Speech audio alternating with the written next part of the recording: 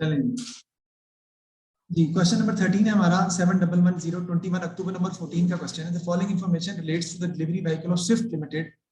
1 जुलाई 2012 को हमने परचेज किया डिलीवरी व्हीकल 1 15,000 का।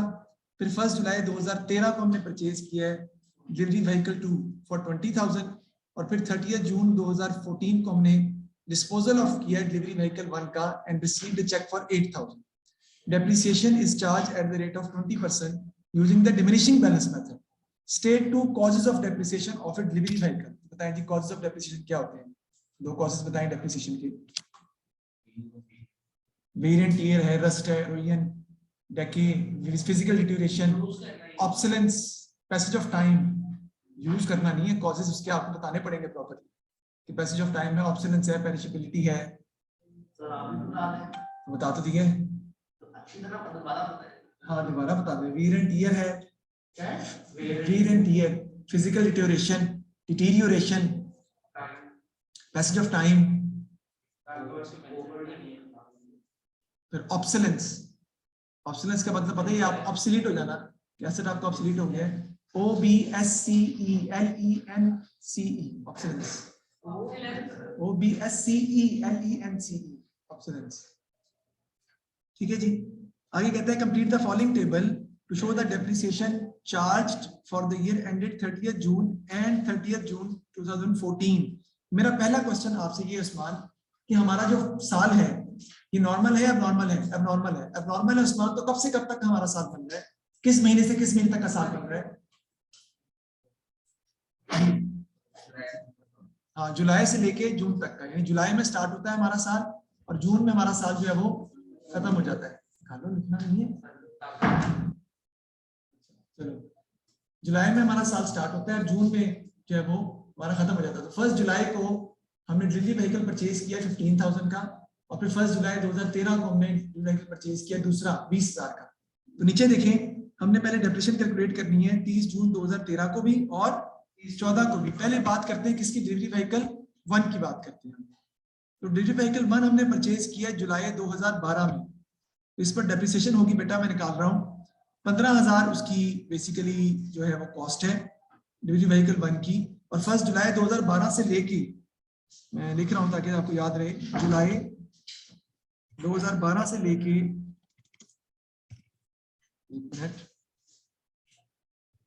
जी 36 2013 तक इस पर डेप्रिसिएशन होगी। पहले होगी, ऑब्वियसली होगी। कितनी होगी जी? 15,000 रुपए। कितने परसेंट है? 20% हम लेंगे तो कितनी आ जाएगी जी? 3,000। ओके, उसके बाद दोबारा डेप्रिसिएशन होगी इसके बाद कब से कब तक की? 1/7/2013 से लेके 36/2014 तक, राइट? कैसे निकालेंगे हम उस्मान? 15,000 में से पहले जो डेप्रिसिएशन हो चुकी है क्या कर देंगे? वो माइनस कर देंगे। क्यों सर? क्योंकि ये रिड्यूसिंग बैलेंस मेथड है। तो आपने पिछले साल की डेप्रिसिएशन को माइनस करके अगले साल पर डेप्रिसिएशन कैलकुलेट करनी है। अगेन 20% है, ठीक है जी, क्योंकि मंथ टू मंथ बेसिस तो आएंगी ना पूरे साल पे लिया आपने। नहीं समझे बात? मंथ टू मंथ ही है, मैं कह रहा हूँ। वैसे पैसे में ना बताया हो तो हम क्या सपोज करते हैं कि मंथ टू मंथ ही है, लेकिन इसमें मंथ टू मंथ करें भी तो 12 महीने बन रहे हैं, उसमें कोई डिफरेंस नहीं आ रहा। ये कितनी आ जाएगी? 2400। समझ आ गई? अब उस्मान देखें, डिलीवरी व्हीकल 1 की 30 जून 2013 को मैं डेप्रिसिएशन कितनी लिखूंगा? 3,000। और इससे नीचे 30 जून 2014 को कितनी लिखूंगा? 2,400। और टोटल में कितनी लिखूंगा? 5,400। इसमें कोई मसला है तो मुझसे पूछ लें। यहाँ तक किसी को कोई मसला है तो प्लीज बिना झिझक आप मुझसे पूछ सकते हैं। ओके, समझ आ गई है? अब बात करनी है किसकी? डिलीवरी व्हीकल 2 की। हाँ, हमने एसेट परचेज किया यार 1 जुलाई 2012 में 15,000 का। पहले जुलाई 2012 से लेके जून 2013 तक पूरा साल हमने 12 महीने इसको यूज किया, तो इस पर डेप्रिसिएशन होगी 15,000 पे 20% आ जाएगी 3,000। अगले साल दोबारा हमने इसको पूरा साल यूज किया है, 15,000 माइनस 3,000 करेंगे क्योंकि डिमिनिशिंग बैलेंस मेथड है। तो पिछले साल की डेप्रिसिएशन को माइनस करके जो आएगा उस पर निकालनी है। 12,000 पे 20% वो आ जाएगी 2,400। वो मैंने टेबल में लिख ली है। सर हम जनवरी में मतलब हमने सर पैसे बदलते थे, अब नॉर्मल दिया है हम सर जुलाई में अगर परचेज किया तो हम 6 मंथ्स की बता सकते हैं। जी आपकी बात बिल्कुल सही है, बिल्कुल सही है आपकी बात। ठीक है, ये हमने यहाँ पर अज्यूम ही किया एक तरह से। एक मिनट, ये लिखा हुआ है complete the following table to show the depreciation charge for the year ended 30 June 2013 and 30 June 2014। Okay, लिख लिया, क्योंकि वर्किंग हटाऊंगा ना मैं अब।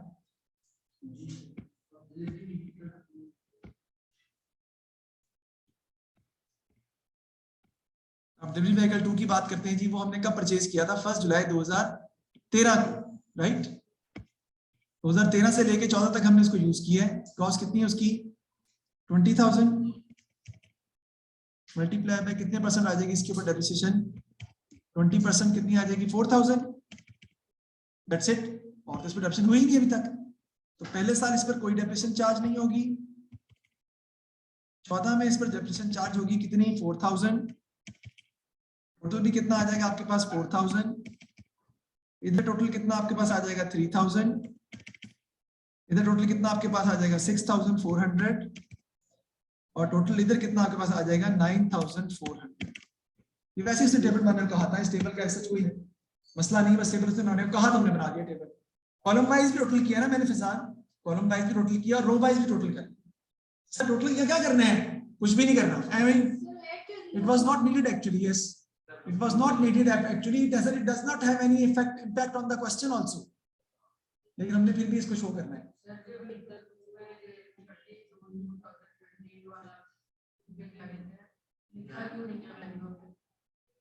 जी 13 में इसलिए लिखा कि हमने व्हीकल 2 जो है वो खरीदा ही 2013 से 13 में खरीदा है, तो 12 से 13 में हमारे पास वो था ही नहीं। जब हमारे पास था ही नहीं, उसको इस्तेमाल ही नहीं किया, उसको इस्तेमाल नहीं किया तो उस पर डेप्रिसिएशन कैसे रिकॉर्ड करेंगे? नहीं कर सकते, इसलिए उस पर डेप्रिसिएशन जो है वो साल में नहीं होगी। अब मैं रादर देन कि मैं क्वेश्चन में आगे चलूं, अभी मैं पूछता हूं हसन, हमें क्या हुआ है? इस क्वेश्चन में हमने एक एसेट बेच दी है। कौन से वाला एसेट बेचा है? उसकी कॉस्ट कितनी है? जो एसेट बेचा है मैंने, जो डिलीवरी व्हीकल बेचा है, उसकी कॉस्ट कितनी है? 15,000। उस्मान, मैंने व्हीकल 1 जिसकी कॉस्ट 15,000 है वो सेल कर दिया है। उस पर सेल होने की डेट तक कितने साल गुजर चुके हैं? 2 साल। तो उस पर 2 सालों में कितनी डेप्रिसिएशन हुई है टोटल? डिलीवरी व्हीकल 1 पर जिसको आपने बेचा है, उस पर from the date of purchase till the date of sale कितनी डेप्रिसिएशन हुई है? सिकंदर 2 सालों की। एक हुई है 12 में, 12 से 13 में, आई एम सॉरी, और एक हुई है 13 से 14 में। तो 12 से 13 में कितनी हुई है? 3,000। और 13 से 14 में कितनी हुई है? 2400। टोटल कितनी हुई है? 5,400। ठीक है ना? तो उसकी कॉस्ट कितनी थी हमारे पास? वैसे 15,000 है ना? अच्छा, पहले तो इतना ही लिख लिया ना आपने? अच्छा, आगे चल रहा हूं मैं। कहते हैं जी prepare the provision for depreciation for the year ended 30 June 2014। 14 का आपने अकाउंट बनाना है सिर्फ, तो मैं आपको बना के दिखाता हूँ इसमें लिख के। पहले ये ले अकाउंट बनाते हैं पहले।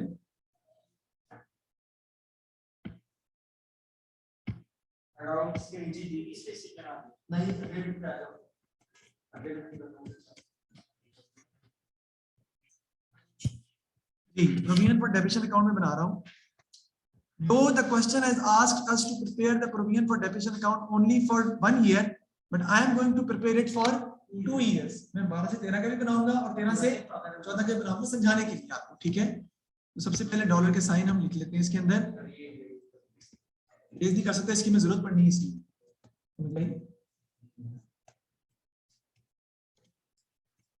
जी सर यहाँ पर डिटेल्स के लिए क्या लिखेंगे ना? डिटेल्स ही है, बस ऐसे ही लिखते हैं, कोई जरूरत नहीं है इतना क्लियर पे। जी भाई जी, तो ये हमारा साल है कौन सा? 2012 से 13 तक का। ये साल हमारा कौन सा बनेगा? 2012 से 13 तक का। और इसमें डेप्रिसिएशन होगी कब? साल के एंड में। साल के एंड कब हो रहा है?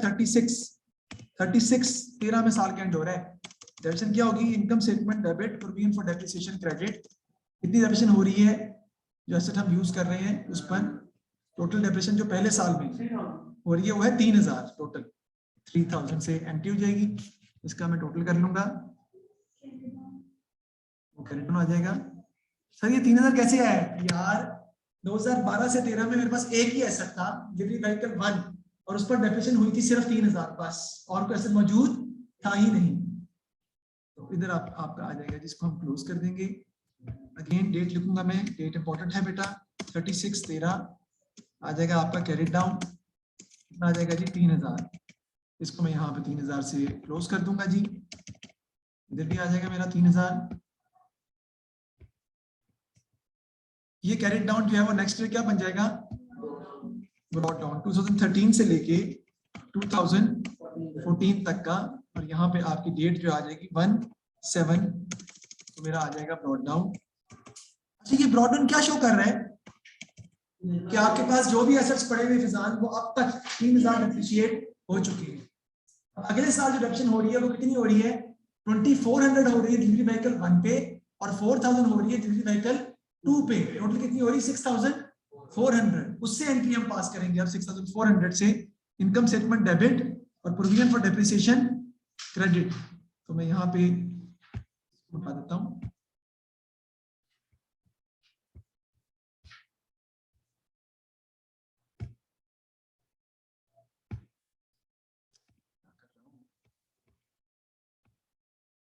जी एंट्री हो जाएगी जी 36 को 2014 को, प्रोविजन फॉर डेप्रिसिएशन क्रेडिट हो जाएगा, इनकम स्टेटमेंट जो है वो डेबिट हो जाएगी आपकी, और अमाउंट कितनी आ जाएगी 6400। ठीक है जी, इसका मैं कर दूंगा जी टोटल। टोटल मेरा आ जाएगा इधर 9400 जी, 9400 में लिख लूंगा, पता चल गया। 9400 इधर भी लिख लूंगा। ठीक है जी,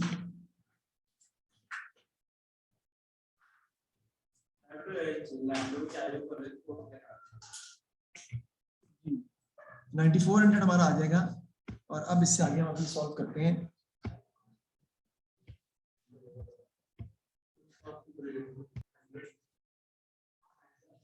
अच्छा जी, डेबिशन आप लिख लेंगे जी 6400 क्रेडिट हो जाएगा आपका, इनकम स्टेटमेंट जो है वो डेबिट हो जाएगी। अब इंपॉर्टेंट पॉइंट ये है इसका कि आपने इस साल के एंड में एसेट क्या कर दिया है, बेच दिया है बेटा, तो डिस्पोजल भी तो आना है और फिर आपका आना है कैरी डाउन। सर ये क्या बात हुई, अभी समझाता हूं मैं आपको ये कैसे मैंने ये कैसे इसको समझा है और मैंने कैसे इसको रिकॉर्ड किया। देखिए सवाल के ऊपर वापस। ठीक है जी, कहता है disposal of delivery vehicle 1 and received a cheque of 8000।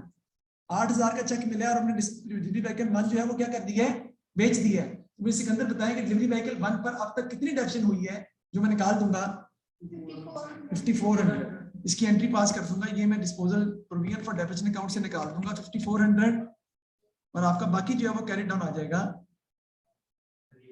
कि मैंने वो सेल कर दिया। प्रॉफिट लॉस नहीं निकाला अभी मैंने, वो बाद में शायद पूछेगा हमसे। उठ जाओ उस्मान, 9400 माइनस 5400 कितना आ जाएगा 4000। ये बन जाएगा आपका ब्रॉड डाउन।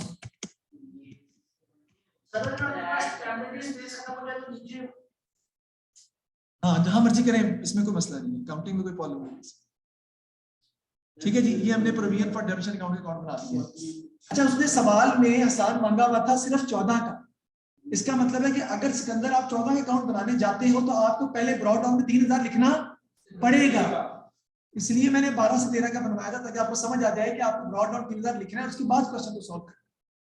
तो बेहतर है कि आप 12 से 13 का बना दें या डायरेक्टली करना, तो आपको ये इंपॉर्टेंट पॉइंट इसमें है जो कि डेफिनेटली मुश्किल है, क्योंकि डायरेक्टली बच्चों को शायद याद ही ना रहे, तो उसने ब्रॉड डाउन भी लिखना है 3000 का जो पहले से डेप्रिसिएशन का चार्ज पड़ा हुआ है। आगे देखते हैं नेक्स्ट हम क्या क्वेश्चन में वो मजीद हमें कह रहा है। प्रोविजन फॉर डेप्रिसिएशन अकाउंट हमने बना दिया है। Prepare the general entries to record the disposal of delivery recommendations are not required. ठीक है जी, अब आपने डिस्पोजल की क्या करनी है, एंट्रीज पास करनी है। डिस्पोजल की एंट्रीज हम पास कर सकते हैं, कोई बड़ी बात नहीं है। आपको पता है 4 एंट्रीज होती है, कौन बताएगा मुझे पहली एंट्री क्या होती है डिस्पोजल की जी?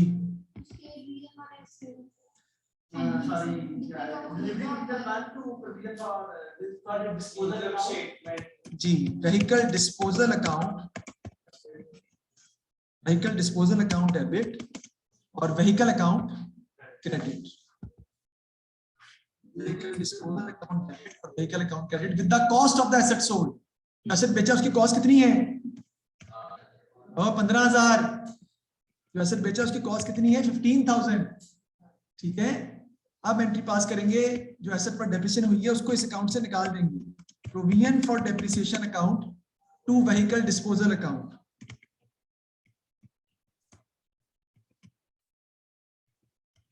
ये एंट्री किससे पास करते हैं? With the total depreciation of the asset sold.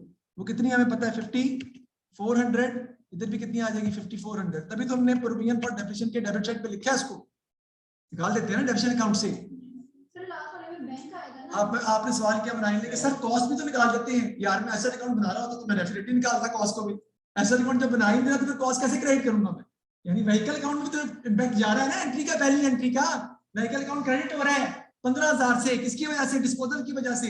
मैं नहीं लिख सकता क्योंकि मुझे एसेट अकाउंट बनाने को उसने कहा ही नहीं था सवाल में, तो मैं डेफिनेटली मैं बनाता। नेक्स्ट एंट्री पास करेंगे, कहता है बैंक से पैसे आ रहे हैं हमें, उसकी एंट्री करेंगे जी बैंक डेबिट, और व्हीकल डिस्पोजल अकाउंट क्या हो जाएगा हमारा? उसने लिखा है कितने पैसे मिले मेरे भाई? 8,000। अच्छा याद रखिएगा आसान, ये जो अमाउंट हमें एसेट बेच के आती है ये कहीं भी रिकॉर्ड, किसी अकाउंट में भी रिकॉर्ड नहीं होती सिवाय डिस्पोजल अकाउंट, ना एसेट अकाउंट में आती है ना डेप्रिसिएशन में आती है, तो इसका किसी अकाउंट से ताल्लुक नहीं होता। याद रखिए। अब हमने बनाना है जी इनकम और प्रॉफिट। 15,000 में से बताएं इनकम लॉस हो रहा है, प्रॉफिट हो रहा है, कैलकुलेट कर लेते हैं। डिस्पोजल अकाउंट तो बना नहीं रहे, क्यों नहीं बना रहे? उसने कहा ही नहीं है, तो कैलकुलेशन कर लेते हैं हम। अकाउंट बनाना चाहें तो अकाउंट बना के भी आप सॉल्व कर सकते हैं। हाँ जी जी 8,000 सॉरी व्हीकल डिस्पोजल क्रेडिट है, तो 15,000 था, माइनस कर दें 5400 उसमें से डेप्रिसिएशन, ऐसे ही है ना? कितने के रह गए जी? बुक वैल्यू कितने की आ जाएगी इसकी? 9,600। सेल कितने किया आपने? 8,000 का, तो क्या हुआ जी आपको? है लॉस हुआ है 1,600 का। तो 1,600 का आपको लॉस हो रहा है क्योंकि आपकी 9,600 की चीज 8,000 की बिक रही है, तो 1,600 का लॉस हुआ है। और लॉस की एंट्री हम क्या पास करते हैं? इनकम स्टेटमेंट डेबिट होते हैं, और व्हीकल डिस्पोजल अकाउंट क्या हो जाएगा? क्रेडिट हो जाएगा।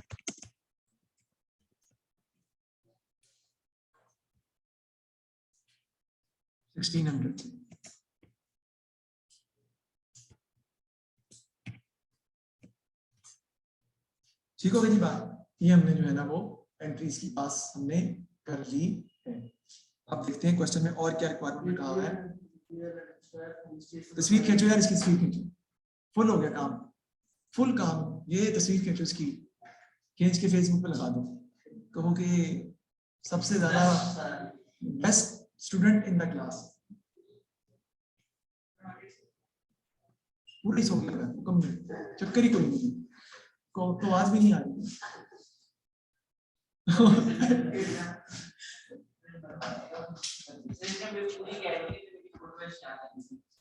अच्छा अच्छा जी जी, ये सॉल्व समझ आगे को मसला है तो बताएं। ओके, अब आगे वो क्वेश्चन में कह रहे हैं prepare extract from the statement of financial position at 30 June 2014। बहुत ही आसान है बेटा। एसेट एट द एंड में से माइनस कर देते हैं provision for depreciation at the end. Asset at the end हमारे पास कितने पड़े हुए हैं? 15,000 वाला तो बिक गया ना, अब सिर्फ 20,000 वाला ही पड़ा हुआ है। डेप्रिसिएशन एट द एंड कितनी है हमारे पास? 4,000। तो बुक वैल्यू कितनी आ जाएगी आपके पास? 16,000। ये आप, ओहो ये आपने रिकॉर्ड कर दिया जी। बस जी बस ये जी जी जी इधर कॉस्ट, ये मैं लिख रहा हूँ साथ साथ नेट बुक वैल्यू। ये इस तरीके से आपने लिख देना है व्हीकल, ये बैलेंस शीट में लिखना है। ये बैलेंस शीट में ऐसे आपने इसको शो करना है। कॉस्ट एट द एंड कितनी है? 20,000 है ना सर? 35,000 है, 35,000 है। नो नो नो नो 15,000 वाला सेल कर दिया भाई, आपके पास नहीं है। वो पहली एंट्री में निकाला इसको, लेकिन व्हीकल अकाउंट बना नहीं रहा ना मैं, अलग बात है। तब आपके पास एसेट 20,000 की है, डेप्रिसिएशन एट द एंड कितनी है? 4,000 जो कैरी डाउन है, उसमें से माइनस कर देंगे तो आपका 16,000 नेट बुक वैल्यू आ जाएगी। This is how we have done this question. Next चलते हैं नेक्स्ट सवाल पर, नेक्स्ट पास पेपर के क्वेश्चन पर, जो भी है।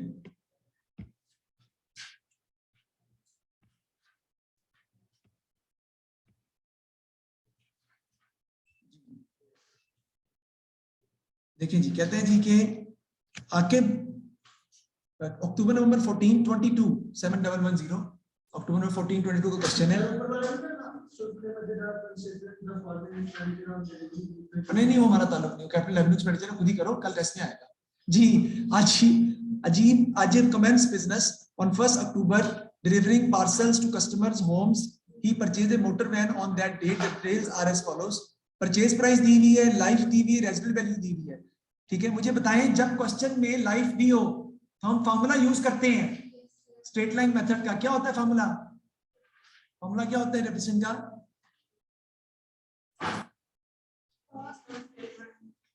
फार्मूला डेफिनेशन निकालने का फार्मूला जब यूजफुल लाइफ दी हो तो क्या होता है? होता है लेकिन फार्मूला बताओ। ठीक है, उसमें शामिल है original cost minus scrap value divide by useful life. Original cost minus scrap value divide by useful life. तो कहते हैं जी Ajib is undecided whether to use the straight line method or diminishing balance method. If Ajib uses the diminishing balance method, the annual rate of depreciation charge would be 50%. अगर diminishing balance method apply करेंगे तो depreciation rate कितना होगा? 50%। और ये जरूरी है क्योंकि डिमिनिशिंग बैलेंस मेथड पर हम यूजफुल लाइफ वाला फार्मूला अप्लाई कर ही नहीं सकते, उसमें लगता ही रेट है। तो कहते हैं जी complete the following table to show the depreciation charge. Straight line method से ही बताना है और डिमिनिशिंग बैलेंस मेथड से बताना है, तो फटाफट बता देते हैं। एसेट की कॉस्ट कितनी है थोड़ी पहले देख लेता हूं मैं ताकि आपको प्रॉब्लम ना हो। 9600, 1200 और 3। देखें जी जी एक ही चीज होती है। देखें कॉस्ट कितनी है जी 9600 माइनस स्क्रैप वैल्यू कितनी है 1200 डिवाइडेड बाय 3 जी कितना आता है? 9600 माइनस 1200 डिवाइड बाय 3 कितना आता है जी? नहीं 9600 माइनस 1200 डिवाइड बाय 3 कितना आता है? 9600 कॉस्ट है, डेप्रिसिएशन सॉरी स्क्रैप वैल्यू 1200 है, डिवाइड बाय यूजफुल लाइफ 3 है, तो कितना आ जाएगा जी आंसर? 2800। इसका मतलब है स्ट्रेट लाइन मेथड से आपकी डेप्रिसिएशन पहले साल की भी 2800 है, सारी बात है, अगले साल की भी 2800 है और उससे अगले साल की भी 2800 ही है क्योंकि डेप्रिसिएशन चेंज नहीं होती ना, वही रहनी है स्ट्रेट लाइन मेथड में। अब रिड्यूसिंग बैलेंस मेथड में क्या होगा? पहले हम निकालेंगे 9600 का कितने परसेंट? 50%। बताएं जी कितना आता है?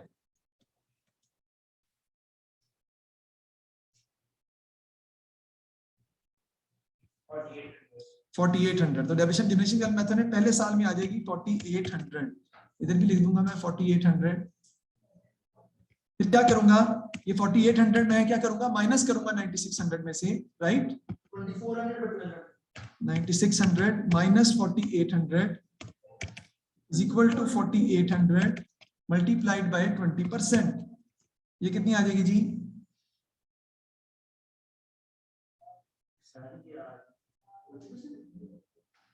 सॉरी 20% नहीं 50%, आई एम सॉरी जी सॉरी 50%। ये आपकी आ जाएगी 2400।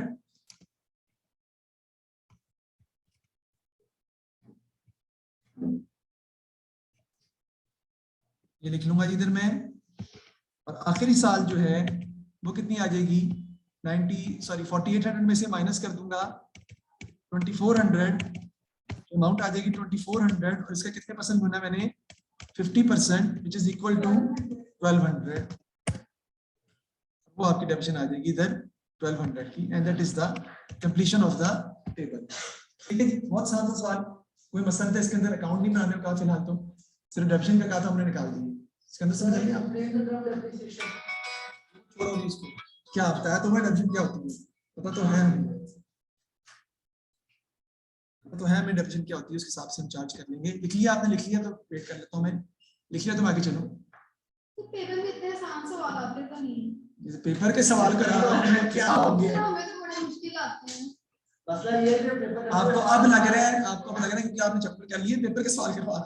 सर मसला पेपर के तरीके होता है, उसमें हमें इतनी टेंशन होती है, हमें आसान सवाल मुश्किल लगता है। नहीं, आपने पास पेपर के सवाल कभी किए ही नहीं बेटा, आप कर ही पहली दफा रहे। आपको इस चीज लगा है कि आसान भी है, बीच में मुश्किल भी है, ऐसी बात नहीं, सारे आसान नहीं है सर। फ्रैंकफुट के बहुत मुश्किल होते हैं। हां, फ्रैंकफुट के थोड़ा टफ होते हैं। चलें आगे चलते हैं। ये मिटाने लगा मैं। वो तो ये सवाल तो है था ही आसान, मानते हैं, लेकिन ऐसा नहीं कि आसान ही सारे मुश्किल भी बीच में आ सकते हैं, आएंगे। State 1 advantage of using straight line method when depreciating the motor van, simple to understand है, easy to calculate है, ये advantage होते हैं straight line की, ठीक है? सर वन वर्ड आंसर दे सकते हैं हमको? वन वर्ड आंसर ही दे सकते हैं, 3 वर्ड तो लिखने पड़ेंगे, क्या नहीं मतलब? सर इससे लिखी मतलब। हाँ कर दे सकते, कोई प्रॉब्लम नहीं। फिर state 1 advantage of Ajib using the diminishing balance method when depreciating the motor van. Motor van reduces their value more in the early years and less in the later years. इसमें हम कौन सा method apply करेंगे? Diminishing balance method is more suitable to motor van because it decreases more value in the early years and less in the later years. आगे चलते हैं जी next question की तरफ। हाँ जी क्या बताऊं? It is more suitable for motor vehicles in early years. It is more suitable for motor vehicle because it reduces more value in early years and less value in later years.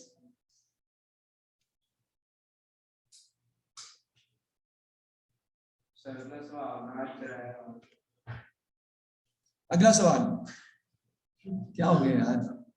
6 हो minute जाएगा। रहते हैं sir बस। चलो आसान था वैसे, मुश्किल नहीं था। आप टेस्ट को डिस्कस कर रहे हैं ना, टेस्ट भी कुछ क्वेश्चन कर लेते हैं।